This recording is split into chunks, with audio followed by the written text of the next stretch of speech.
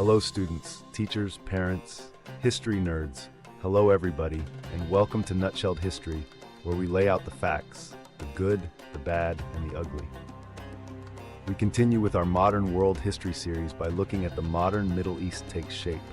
Don't forget that there's a link for a fill-in-the-blank worksheet in the description. Feel free to use it.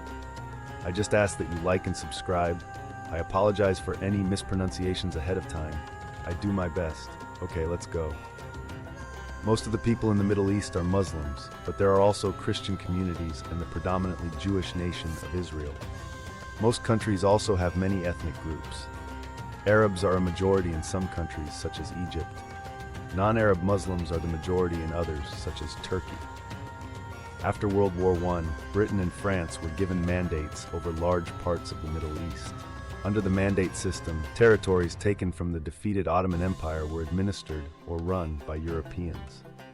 Arabs resisted the mandate system.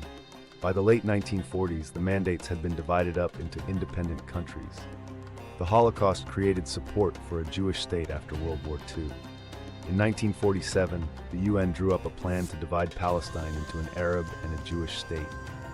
In 1948, Jews proclaimed the independent state of Israel. Arab rejection of the state of Israel led to war. Despite the conflicts, Israel developed rapidly. Kibbutzim work on what is called a kibbutz, or collective farm, and produce crops for export. An early Israeli leader was Golda Meir, who became Israel's first woman prime minister in 1969. After achieving independence, Middle Eastern nations set out to build strong modern economies. Only a handful of nations in the region had rich oil reserves. Most Middle Eastern nations were poor. In some countries, authoritarian military leaders seized power. In others, such as Jordan and Saudi Arabia, hereditary monarchs controlled the government. Only Israel and Turkey had stable multi-party systems. Egypt, the most populous Arab country, controls the Suez Canal. Under Gamal Abdel Nasser, Egypt fought two unsuccessful wars against Israel. Nasser's successor, Anwar Sadat, made peace with Israel. Islamists were angry about government corruption and the failure to end poverty. In 1981, Sadat was assassinated by Muslim fundamentalists.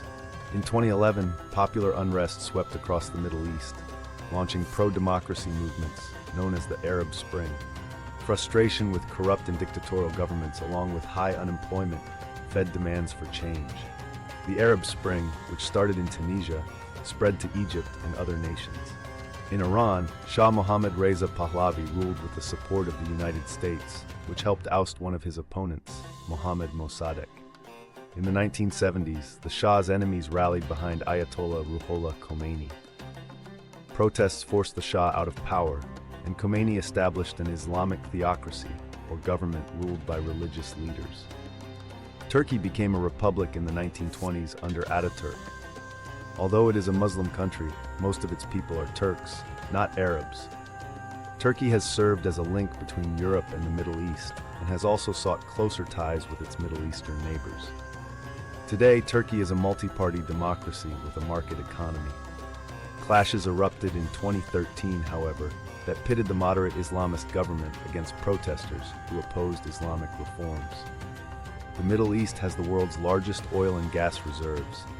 In 1960, the oil-producing nations of the Middle East, along with Venezuela, set up the Organization of Petroleum Exporting Countries, OPEC. Middle Eastern members of OPEC have used oil as a political weapon. Other countries have tried to develop other sources of oil as a result. Saudi Arabia has the world's largest oil reserves. Oil wealth allowed Saudi Arabia to modernize. Some Middle Eastern countries have adopted secular or non-religious government and laws. However, many Muslim leaders argue that a renewed commitment to Islamic doctrine is needed.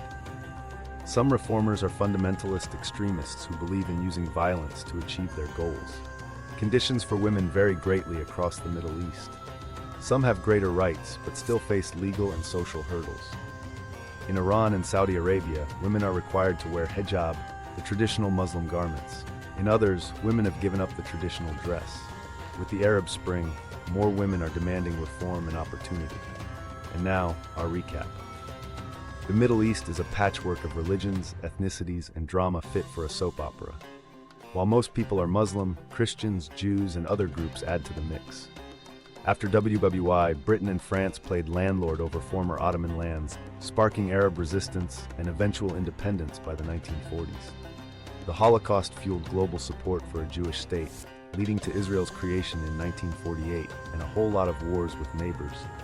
Despite conflict, Israel thrived, even pioneering kibbutzim, collective farms, and electing trailblazers like Golda Meir.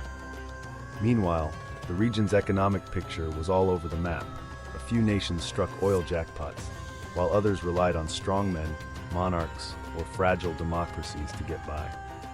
Egypt played canal keeper with the Suez, fought Israel, and lost, then made peace, though its leaders faced backlash, including assassination.